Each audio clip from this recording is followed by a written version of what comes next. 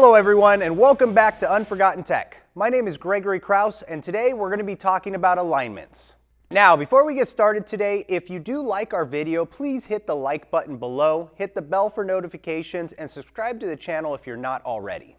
The alignment assures that your tires meet the road in the proper angle, your wheels are pointed straight and your tires are centered in the wheel well. We will adjust the angle of your vehicle's wheels to original specs for the best gas mileage, proper road contact, a smooth ride, and the longest tire life. The most common angles of adjustment are caster, camber, and toe. An alignment is important to do whenever you get new tires, you lower or lift your vehicle, any suspension parts that affect the tire's angles are replaced or adjusted, and then of course it is crucial that any damaged suspension parts are replaced before you do the alignment. You've had any fender benders or hard impacts with a curb or road debris, it's been over a year since your last one, or you notice uneven tire wear, steering pole, or an off-center steering wheel. If the alignment is left out of specs, this could cause your tires to wear very quickly and unevenly. You may even notice that your steering wheel may pull to one direction or another. This can potentially be very dangerous if you're driving in the rain and the vehicle hydroplanes. When your vehicle hydroplanes, not only do your tires lose traction with the pavement, but because the wheels are out of alignment, the vehicle can drift out of the lane you're in. Bad alignments can also cause your steering wheel to shake and vibrate, which over time can make driving very uncomfortable. All right, now that we know what an alignment is, how it affects the vehicle, and what can happen if left out of specifications, let's go ahead and get on an alignment rack and do one ourselves. Now for an alignment, we're going to need some PPE, which includes the safety glasses and closed-toed shoes. For tools and equipment, we'll need an alignment lift, we'll need tire chocks, a steering wheel holder, a brake depressor, and a set of open-end wrenches size 8mm to 26mm. All right, so the first thing we're going to do is safely guide the vehicle onto the alignment rack just behind the turn plates. Next, we will place the tire chocks behind and in front of the driver rear wheel. Next, we're going to place the vehicle in neutral with the key on, engine off, and make sure that the e-brake is released. We will now raise the rack up to chest level.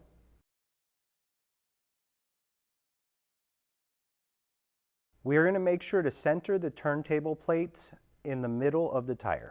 Now we're going to want to place the sensors on all 4 tires. Each sensor will need to be matched to the tires indicated on the diagram on the top of the sensor. We want to make sure that the sensor is perfectly centered in the middle of the tire. All right, so the first step we're going to be doing is to click Begin Alignment. We're then going to find the make of the vehicle, which in this case is going to be a Toyota.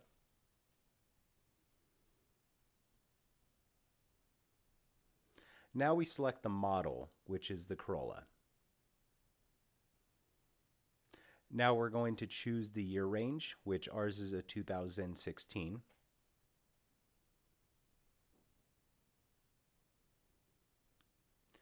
And last, we're going to pick up our tire size and select the proper tire size for the vehicle.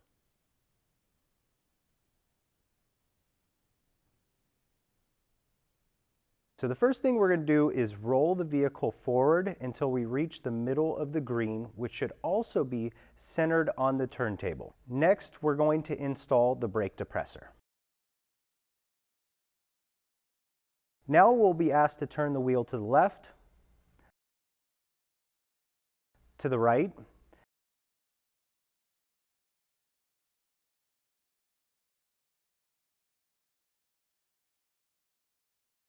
and last we'll bring the wheels back to center. Now the machine should have our measurements and be ready to install the steering wheel holder. Before installing the steering wheel holder, be sure to make sure the steering wheel is perfectly centered. That way when we go to road test it, the steering wheel isn't off to one side. We are now ready to make the adjustments on the vehicle. When we make adjustments, we want to start in the rear of the vehicle, adjust the camber first, then the toe. Then we will move to the front of the vehicle and make adjustments to caster, camber, and then toe. Not all vehicles will be able to make adjustments to all these angles. If there are no adjustments, the machine will tell you when you click on Adjustment Illustration. The goal of this is to get all the alignment angles into the green. On this vehicle, the only adjustments we need to make are to the front camber and the front toe.